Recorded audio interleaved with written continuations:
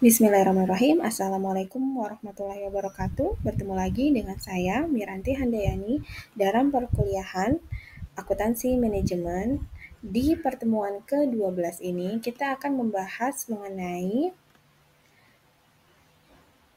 akuntansi pertanggungjawaban dan pelaporan untuk manajemen.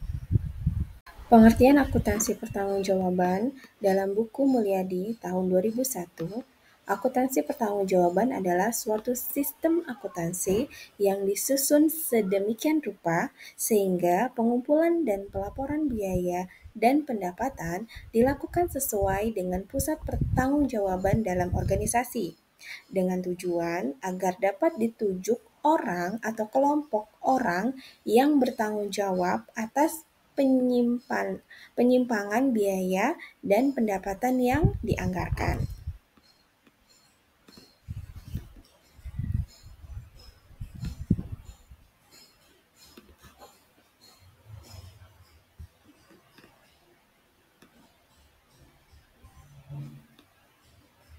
Mau diklik?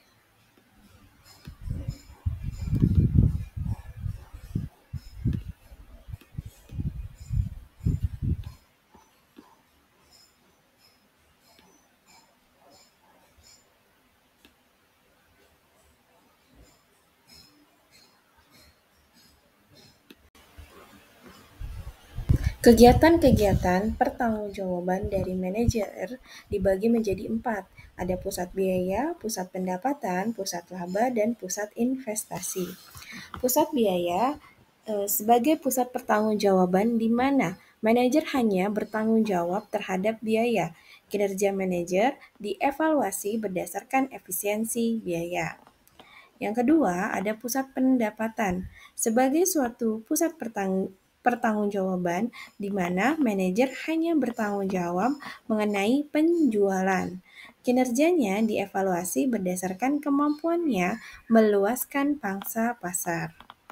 Yang ketiga, ada pusat laba sebagai suatu pusat pertanggungjawaban di mana manajer hanya bertanggung jawab mengenai pendapatan dan biaya.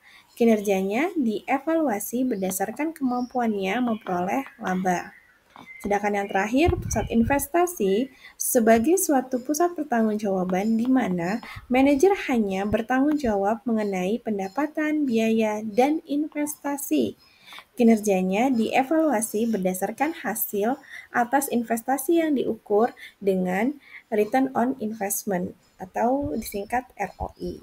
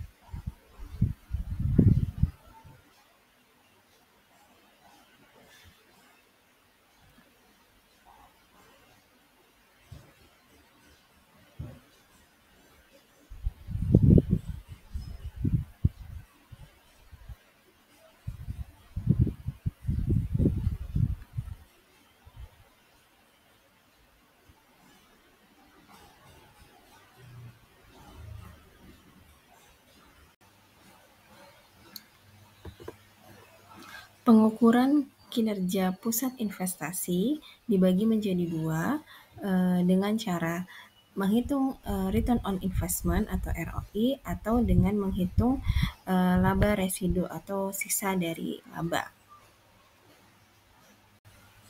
Return on investment adalah kemampuan manajemen dalam mengoperasikan aktiva atau harta untuk mendapatkan laba. Laba perusahaan itu dibedakan menjadi 3 ya. Ada laba kotor atas penjualan, laba operasi, dan laba bersih. Penggunaan rumus ROI atau Return on Investment tergantung dari kewenangan manajer investasi. Jika manajer investasi memiliki kewenangan atas perolehan sumber dana,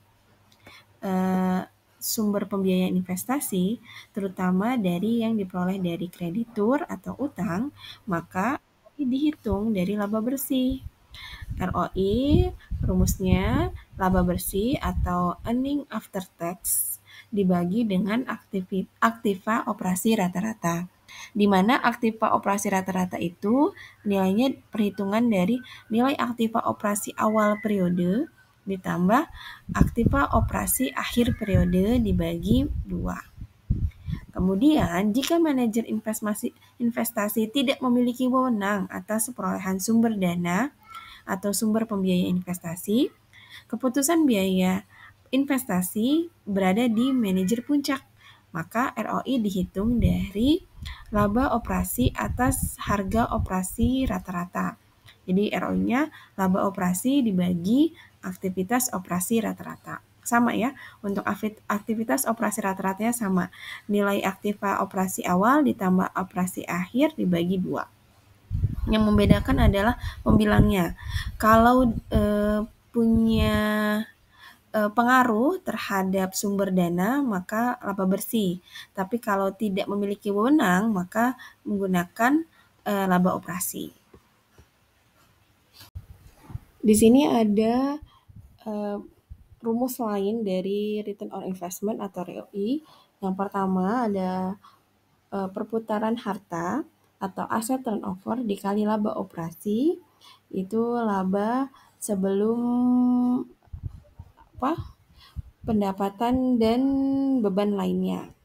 Kemudian kalau perputaran harta sendiri dicarinya dengan penjualan dibagi aktiva operasi rata-rata.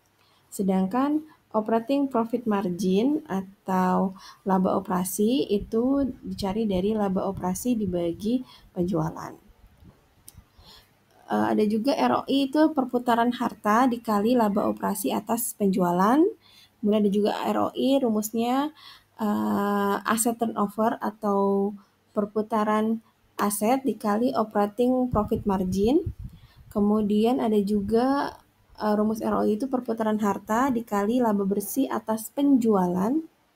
Kemudian ada juga yang menandakan dengan ROI itu rumusnya aset turnover dikali net profit margin. Jadi tergantung nih mau pakai yang mana sesuai dengan kebutuhan dan ketersediaan data yang ada di laporan keuangan. Kita masuk ke contoh soalnya aja ya.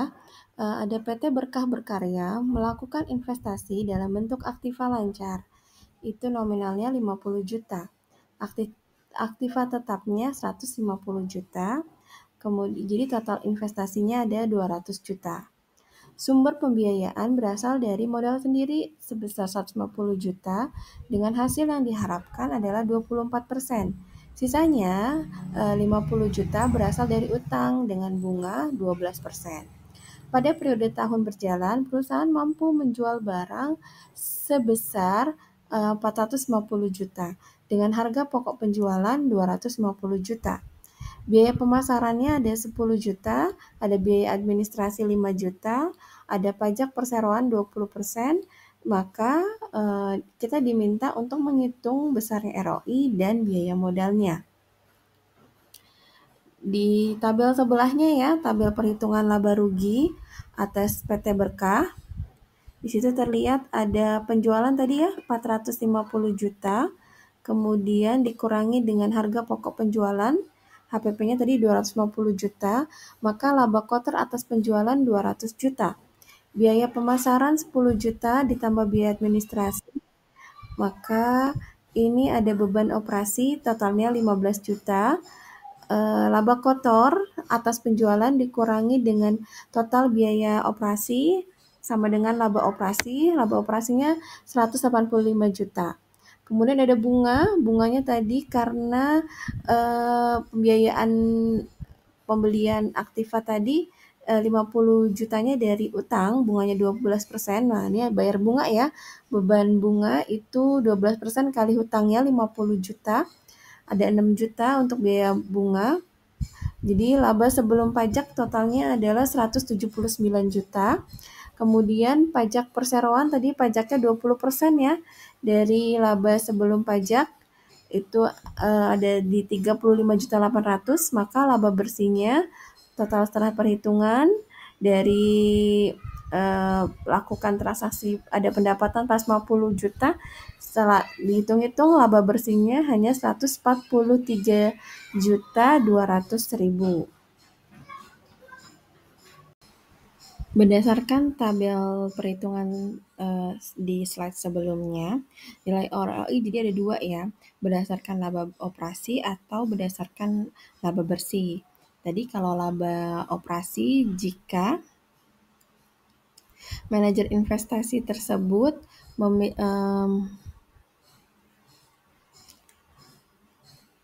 memiliki wewenang atas investasi, sedangkan kalau tidak memiliki wewenang pakai laba operasi. Jadi berdasarkan laba operasi, nilai ROI-nya adalah 92,5%. Sedangkan berdasarkan laba bersih, nilai ROI-nya sebesar 71,6%. Kemudian kita hitung dulu biaya modal rata-rata tertimbang dengan rumus persentase utang, tadi biaya utangnya, bunga berarti ya, persentase bunga dikali 1 dikurang pajak perseroan, kemudian dikali dengan jumlah utang dibagi nilai investasi. Ditambahkan dengan biaya modal sendiri, jadi tadi di slide sebelumnya ya, dijelaskan diharapkan memberikan imbal balik sebesar 24%. Jadi, kemudian dikali dengan jumlah modal sendiri dibagi dengan nilai investasi. Jadi biaya modal rata-rata tertimbangnya ada 9,6%. Berdasarkan perhitungan tersebut, nilai perusahaan itu kan rumusnya laba operasi bersih setelah pajak dibagi biaya modal rata-rata tertimbang. Kemudian kalau untuk laba operasi setelah pajak, itu rumusnya laba operasi dikali 1 dikurang pajak perseroan. Laba operasi setelah pajak itu hasilnya adalah 148 juta. Nilai perusahaannya berarti 148 juta dibagi rata-rata tertimbang tadi 9,6%. Nilai perusahaannya jadi 1.miliar 541 juta 666.66 gitu ya. Dibulatkan jadi 1.541.666.670 rupiah. Kemudian nilai tambah perusahaan itu nilai perusahaan dikurangi nilai harta operasi. Tadi kan beli investasi aset tersebut kan 200 totalnya ya. Jadi nilai perusahaan dikurangi dengan nilai investasi aset tadi totalnya 1.341.666.670 rupiah. Berdasarkan perhitungan tersebut menunjukkan tim manajemen PT Berkah Berkarya memiliki presentasi kerja karena dapat menaikkan nilai harga operasi secara akuntansi menjadi nilai perusahaan yang sedang berjalan. Di mana ROI-nya tadi kan laba bersih 71,6%, sedangkan biaya modal rata-rata tertimbangnya 9,6%.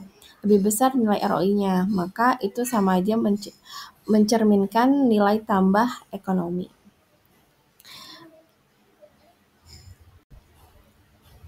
Masuk ke kelebihan dan kelemahannya dari ROI, perhitungan ROI.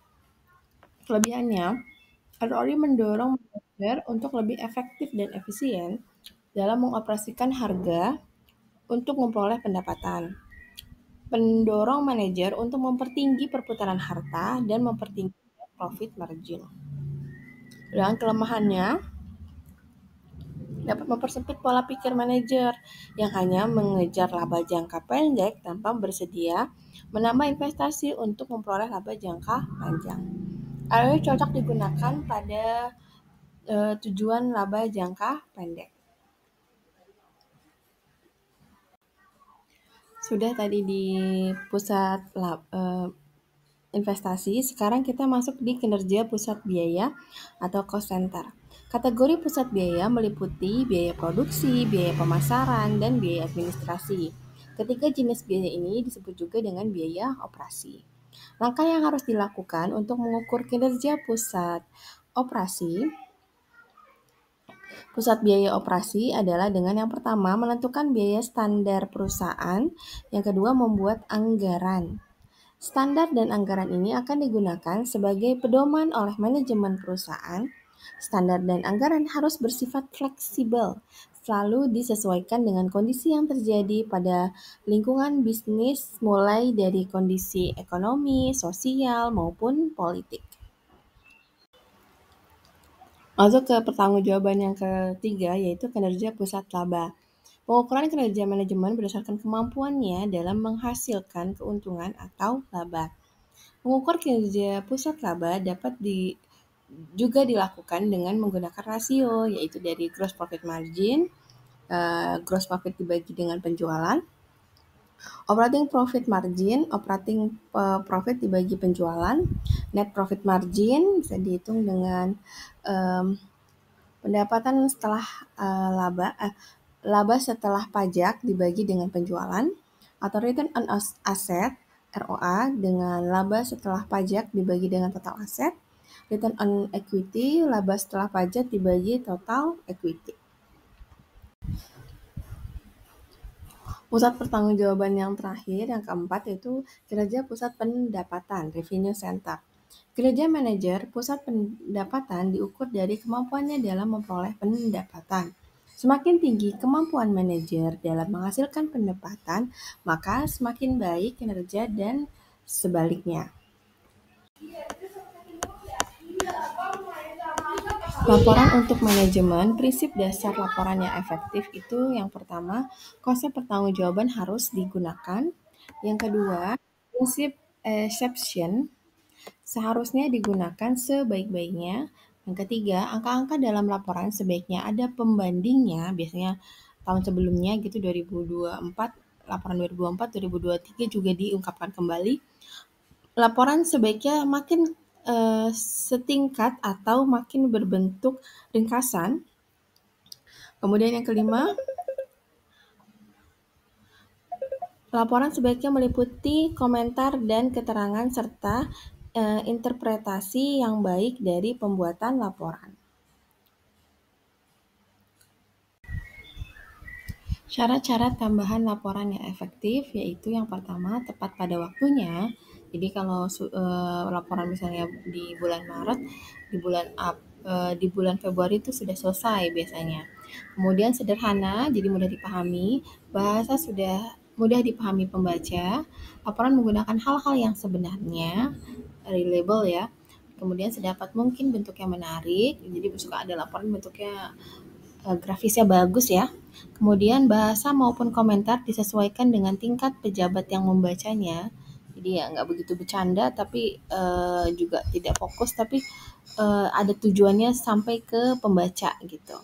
Laporan harus yang bermanfaat untuk disampaikan, bukan masalah yang setiap orang tahu ya. Yang penting bermanfaat untuk kedepannya dari manajemen tersebut. Biaya pembuatan seefisien mungkin, diminta bagus ya perusahaan gitu ya. Mau hasilnya bagus tapi biayanya juga seefisien mungkin, nggak dilebih-lebihkan. Kalau kelebihan berarti kan ketahuan di korupsi dan sebagainya. Jenis laporan. Dalam laporan perusahaan untuk manajemen dapat dikelompokkan menjadi 3 kelompok, yaitu laporan-laporan perencanaan, laporan-laporan pengawasan, dan yang terakhir laporan-laporan informasi. Laporan manajemen itu ada 3, laporan perencanaan jangka pendek, laporan perencanaan jangka menengah, kemudian laporan perencanaan jangka panjang. Kalau jangka pendek, laporan tentang kegiatan yang akan dicapai perusahaan dalam waktu kurang dari satu periode. Misalnya satu periode 1 tahun. Contohnya laporan estimasi penerimaan dan pengeluaran kas, laporan estimasi posisi keuangan, dan laporan estimasi hasil usaha perusahaan. Kalau jangka menengah berarti lebih panjang daripada jangka pendek ya, tapi tidak melebihi dari jangka panjang. Kemudian ada laporan perencanaan jangka panjang. Laporan perencanaan jangka menengah dan panjang umumnya dijabarkan dalam anggaran pembelian barang modal, perencanaan ekspansi, dan lain-lain yang lebih dari satu periode akuntansi. Laporan pengawasan mengadakan pengawasan pelaksanaan dari perencanaan yang dijabarkan dalam laporan untuk perencanaan. Pada umumnya, membandingkan antara pelaksanaan sesungguhnya dengan perencanaannya, sudah sesuai atau belum. Contohnya, laporan perbandingan anggaran dengan aktualnya. Kemudian yang kedua, laporan estimasi posisi kas dan realisasinya. Ada lagi yang terakhir itu laporan informasi. Laporan yang perlu disampaikan kepada manajemen yang berkenaan dengan keadaan yang telah ada akibat dari pelaksanaan yang telah lampau. Umumnya digunakan manajemen untuk menentukan tindakan. Laporan informasi dapat digolongkan menjadi 2 golongan. Ada laporan tren, ada laporan analisa. Laporan tren itu laporan yang membandingkan suatu kondisi atau aktivitas selama beberapa tahun. Sedangkan laporan analisa itu laporan yang berisi analisa dari keadaan yang lebih ada dan seharusnya terjadi.